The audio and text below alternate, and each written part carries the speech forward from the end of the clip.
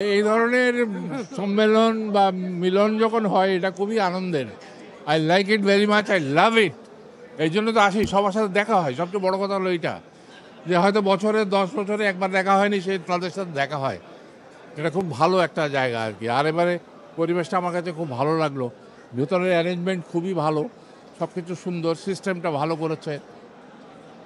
Vote দিলাম, vote দেওয়ার অধিকার তো আমরা হারিয়েই ফেলেছিলাম।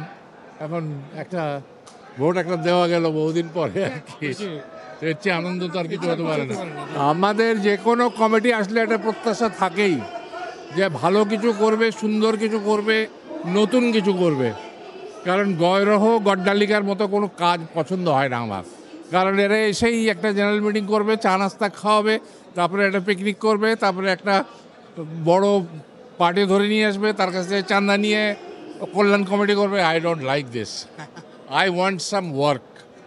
মানে ওয়ার্ক মানে এরা ডিরেক্টর কমিটি, ডিরেকশনের উপরে তারা কাজ করবে, মানুষকে শেখাবে, নতুন ডিরেক্টর আনবে, পুরনোরা শিখবে। আমার মতো লোকও শিখতে রাজি আছে। একটা ওয়ার্কশপ করলে আমি বসে বসে, আমি একটা উইটনেস হিসাবে জাস্ট বসে বসে আমি দেখতে পারি। কিন্তু সেগুলো তো কোনোদিন শুনি না যে কেউ ডেকে নিয়ে গেল একটা ওয়ার্কশপে বসে থাকবেন দেখেন। নো, কেউ করতে রাজি না।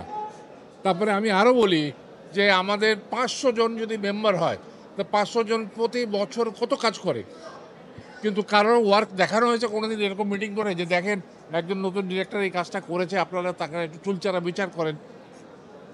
নবটি, কেউ করলো না আজ পর্যন্ত। আমি এটা বলি সবসময় যে করো না। যে নাটক করছে আরেকজন, তাকে খারাপ বলে খারাপ বলো যে তোমার করা উচিত না, তুমি ভালো পারছো না, তুমি আরও শিখে এসো। আর যে ভালো করছে তাকে বলবো ভাই তুমি একটু আমাদের নতুনদের একটু শেখাও। এইভাবেই তো সিস্টেমগুলো গ্রো করা উচিত, কিন্তু হচ্ছে না আর কি। কী করবো? আমরা পিকনিকের জন্য ব্যস্ত। আমি চাই না যে পিকনিক হোক আমাদের, আর উই ডোন্ট নিড।